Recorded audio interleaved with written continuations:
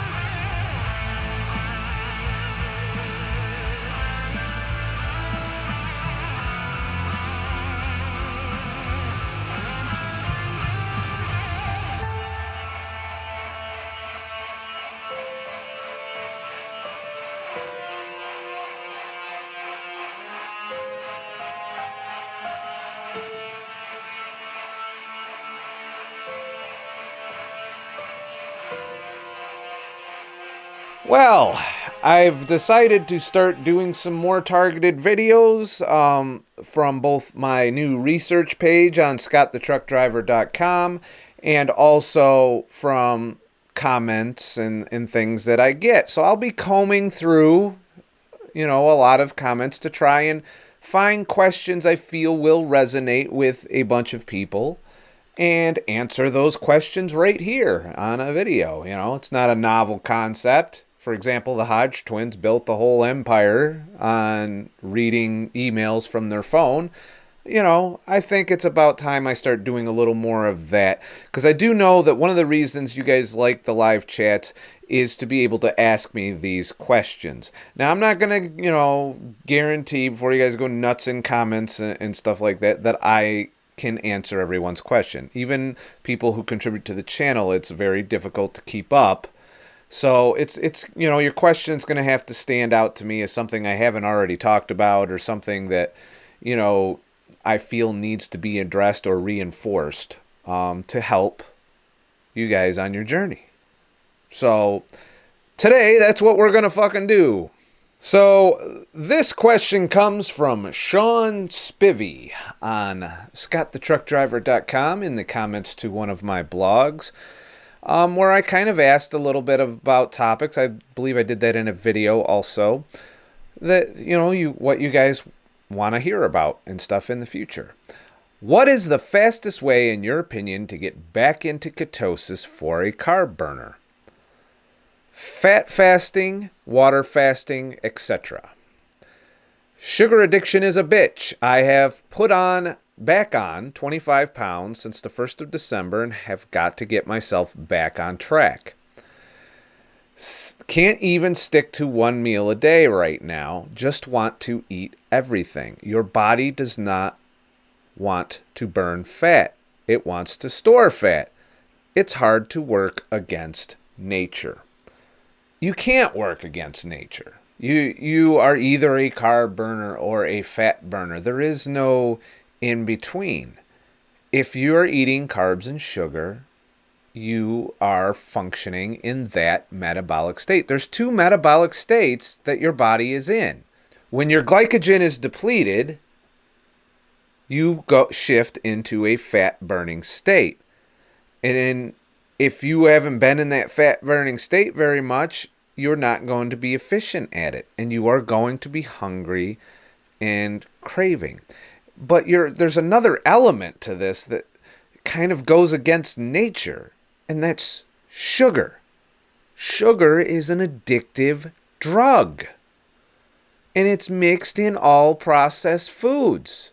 And that's going to make you cheat, give up your fucking diet, quit 10 times. That is the biggest obstacle to overcome in a weight loss journey, is sugar and carbs. People try to outrun it. People try to outfast it. People try to outdo everything. They try and come up with every gimmick in the book so that they can still have their fucking sugar and carbs. Two very addictive, psychologically perceived to be comforting foods. We turn to these foods for our little hits of pleasure when our life goes to shit.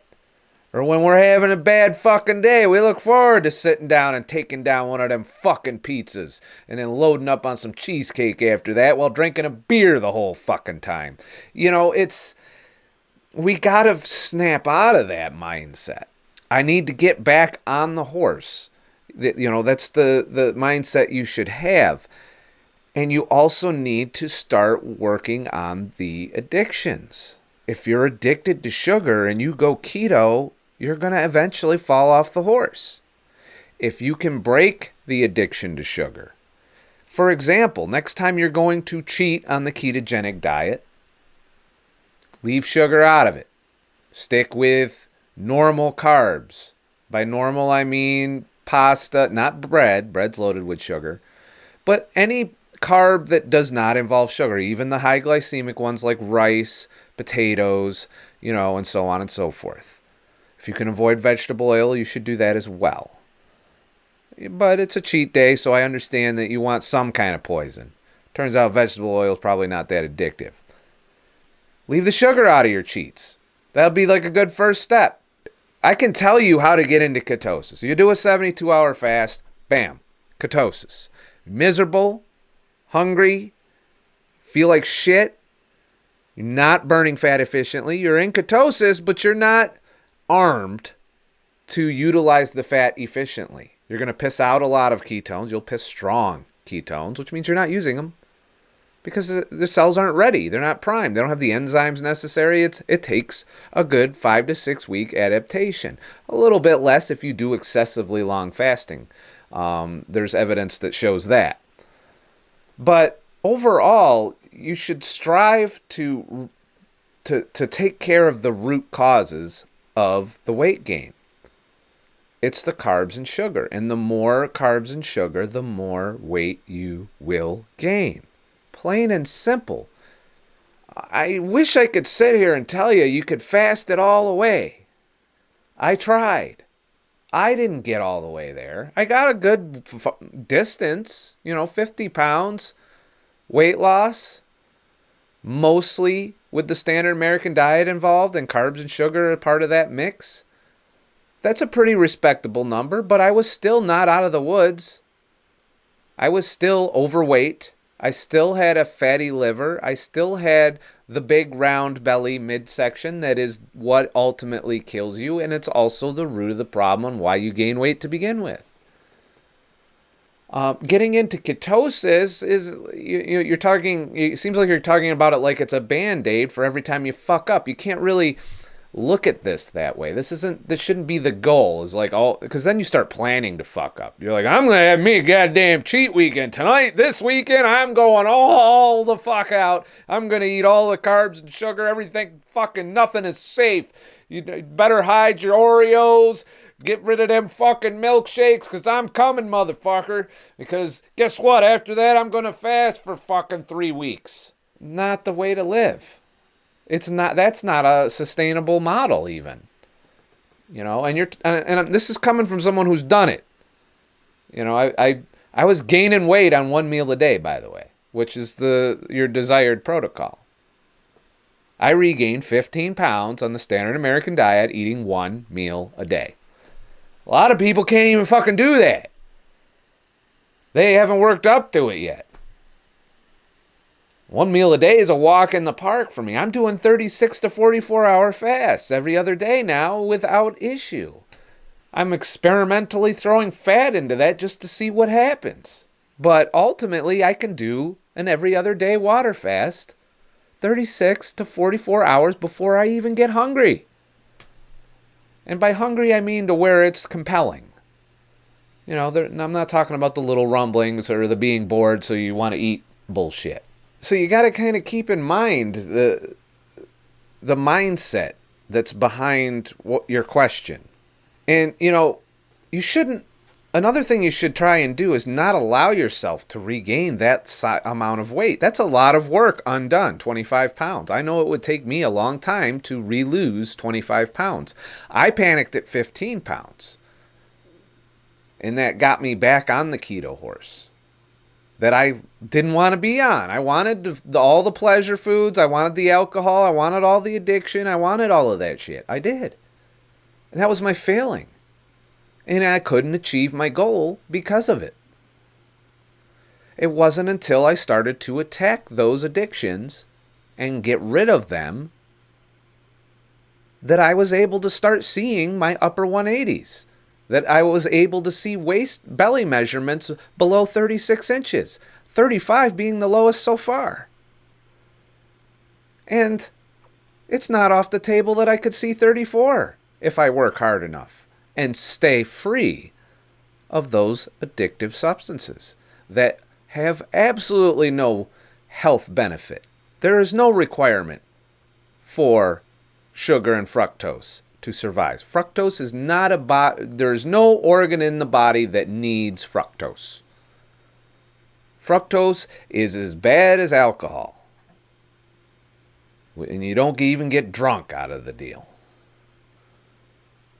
And that is the thing that's fucking generating the liver fat to begin with. And it's fucking ridiculous. So you shouldn't have this act-react thing, because you get caught in this cycle where every fucking weekend's a cheat weekend. I did that for a long time. I would be keto for Monday through Friday, and I would go bonkers on the weekends and eat whatever the fuck shitty sugary foods. I was buying big ass fucking cookies. I was going out and eating big huge bowls of pasta, followed by 1,000-calorie cheesecake, and then I would go out drinking later that night. And then I would sit here and wonder why, with all this fasting and keto, I wasn't going anywhere. It's because I wasn't doing it right. I was still having all the foods that were bad for me. And there's going to have to be a point. There's a point where you're going to plateau. And you're going to have to make a choice. Do I live here at my plateau? Or do I get the fuck off this ride and live a healthier, better life? And not have to go through the medical treadmill for the last 20 years of that life. You might buy some time with intermittent fasting, especially if you're hardcore and doing shit tons of long fasts and you can sustain that over a long period of time. I don't want to live that way. I'm happy eating every other day. That's probably my favorite protocol of all time. It requires very little effort on my part. I'm essentially only eating half the year. I'm spending half the money that other people spend on food and none on alcohol at this point, and I'm not looking to go back to that. I have weak moments where I think about it. I'm purely psychological at this point, and I deal with it. And I deal with it as best as I can. And it took many years of falling on my ass and just getting sick and tired of fucking up. That's the point where you'll commit. You'll be ready to say, God damn it, I'm not fucking cheating no more. This time, I'm in it to win it. And then when you do that, you'll fucking win it. So being in ketosis isn't even a necessary goal. It's a nice benchmark for people who want to be therapeutic. But you don't have to get all the way there if it's too hard for you. You can stop at Whole Foods. Just have a Whole Foods diet. Try not to overdo it on fruit and sugary shit. And yeah, you'll still be a carb burner. You'll still be hungry a lot. You'll still eventually hit the wall of health, but you'll hit it a lot later than you did on the standard American diet. So you won't get all the way to being optimal. And I've always said, you go as far as you are capable of staying. If you are not enjoying what you're eating, you're not enjoying the feeling, the lifestyle, the overall improvement to your health. And to me, that's become very valuable. I love the way I feel when I'm keto. I love it when I'm fasting. I enjoy how I feel, the mental clarity, the focus, the ability to think and think like that. and have pin sharp focus. When I eat the shitty food, that all goes away. And I fucking hate it. I don't like being clouded like that. This channel would not have been possible had I not fasted and explored keto, because my brain wouldn't be able to function enough to put out content as often as I do. To sit here and have a stream of thought to share with you would not be possible if I wasn't running on ketones. And I know, because I've tried to make videos when I'm fucking in carb mode back in the day, and they were shit. They weren't as tack sharp. And as such, I just made one video a week. And it was usually during a fast or during a keto period.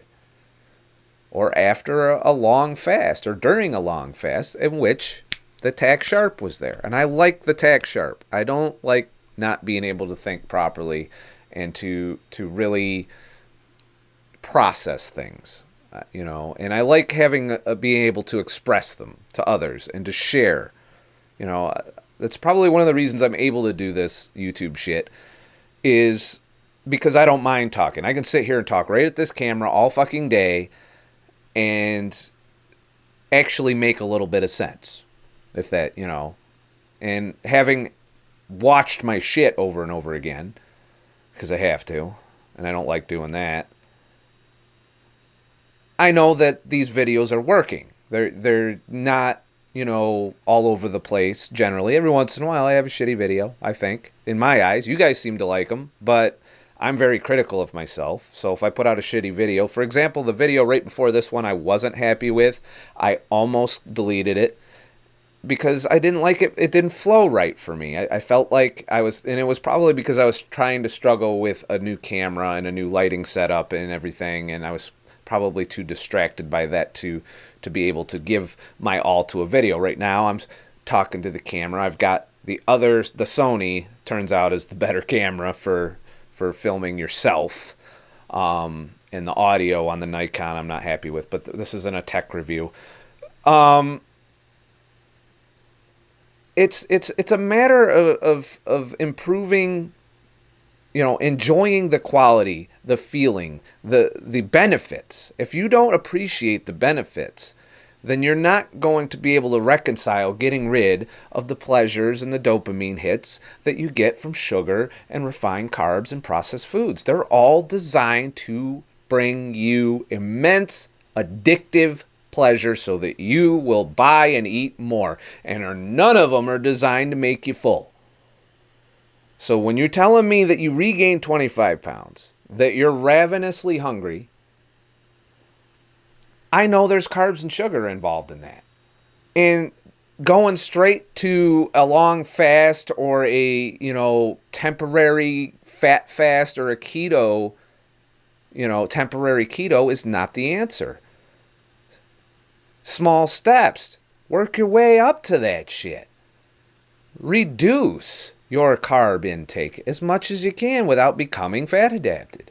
Reduce your sugar as low as possible, so that you become so sweet sensitive you don't need a lot of sugar, and you don't need as much sugar to get a little bit of a dopamine hit. You're not going to get a huge dopamine hit when you cut the sugar down, but you can learn to live with these smaller dopamine hits. And as you become fat adapted, that becomes a thing. You can live off of smaller dopamine hits, and you actually get dopamine hits off of things like bacon and eggs, and like a fucking prime rib or a steak or a ribeye.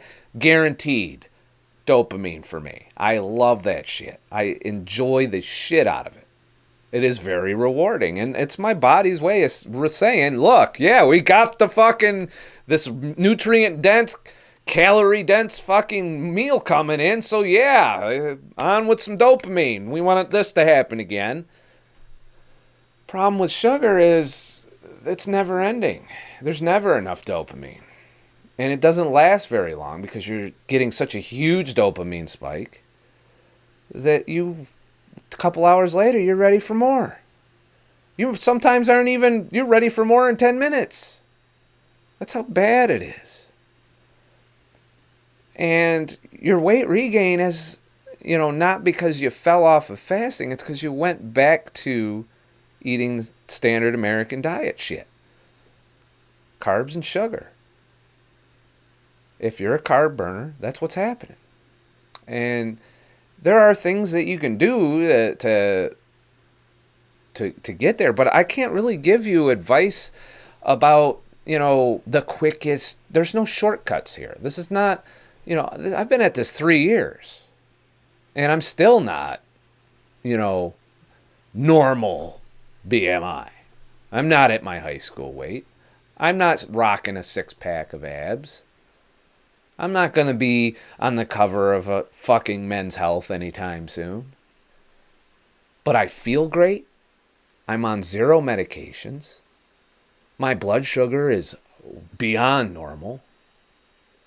My energy levels are good. My mental acuity is good. I don't get sick very often. I haven't had an allergic reaction in quite a while. As in, not since I was in the truck was the last time I had one. And that's a long time for me to go without hives or some other irritation or inflammation, which means I'm not inflamed. I feel great. I'm the lowest weight I've ever been since my early 20s. And I do mean early, like before I turned 21. Because I started gaining in my 20s, slowly, almost unnoticeably, but somehow I woke up in my 30s and realized, hey, Jesus, I'm at 220. Fuck, and then I was like, okay, more Mountain Dew. And it wasn't until I hit 255 and was becoming pre-diabetic that I was like, oh, shit. All right, nope, and nope. And we need to do that. We need to check ourselves. So my advice to you going forward is to stop with the cheat days. Stop with the, I'm going to just get back on the horse later bullshit. Get on the horse now. Right now. If you have tons of carbs and sugar in your house, get them away from you however you can. If you live with a family or friends or whatever and that stuff's going to be there, limit your access and exposure to it. Ask your family and friends if you can put it somewhere where you can't get at it. Or lock it up, even. If you're living on your own, get rid of it all. Take it down to the food bank.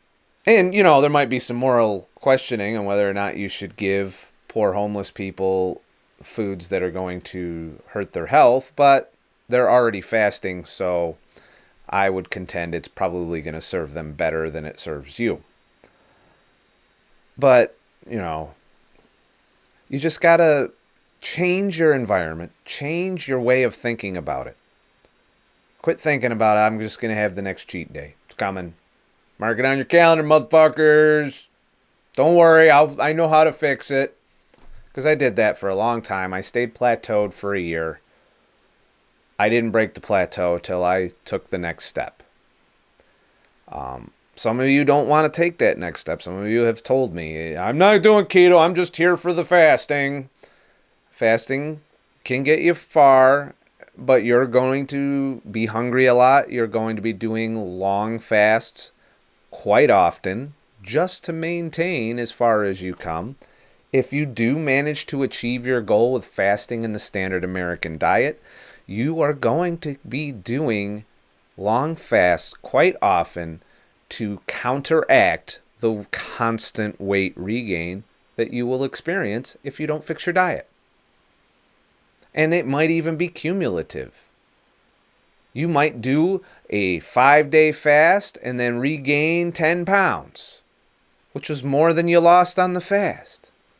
And then you do another 5-day fast to shave that off, and then, you don't lose it all. So then you got to do a 14-day fast.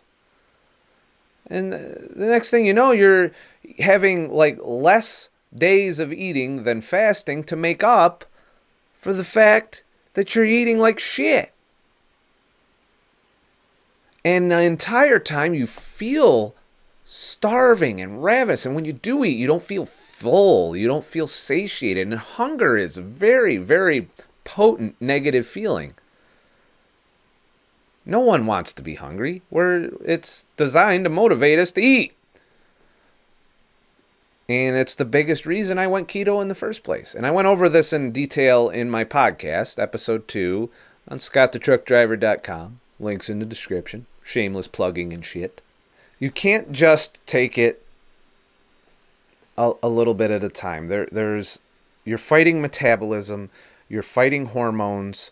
These are powerful forces in our body that were designed to keep us at a normal, healthy, energy balanced state without my fucking fitness pal, without pounding the fuckmaster, without counting calories and keeping our calories down, without all the bullshit that we have to do to manage these shitty foods.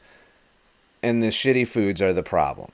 They're the ones that got us here. The foods that 80% of the foods in the grocery store, most of the foods you find in restaurants, all of the foods you find in fast food places, they are all bad for that system. They're not designed for you to be satiated. They're designed for you to have immense amounts of pleasure with minimal satiation so that you will continue to eat. Why do you think soda is a big part of the fucking fast food industry? Makes you hungry, makes you thirsty, makes you want to eat more.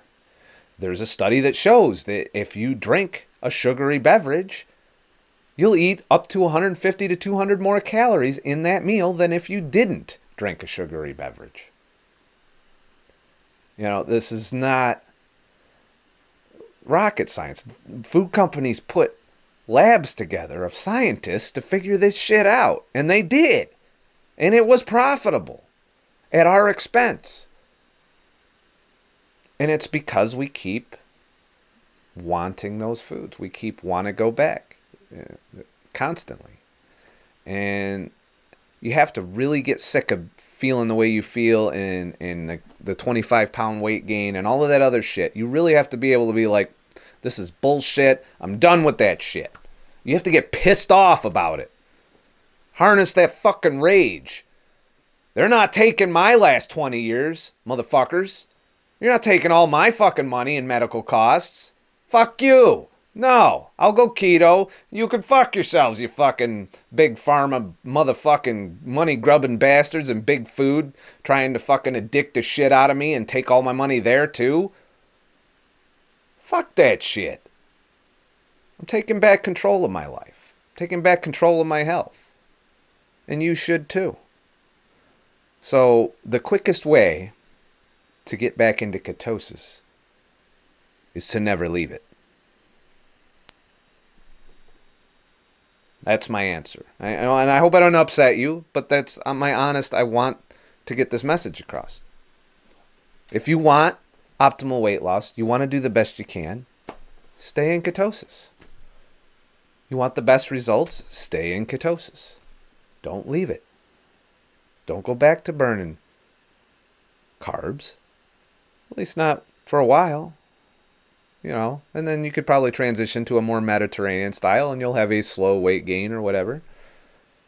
Once you've normalized all your hormones and shit. I'm not saying it's impossible to never have a carb again, but don't go back to that sugar and that processed shit, because that is going to suck you right back into this cycle of cheat days mixed with trying to sort them out and trying to fix them.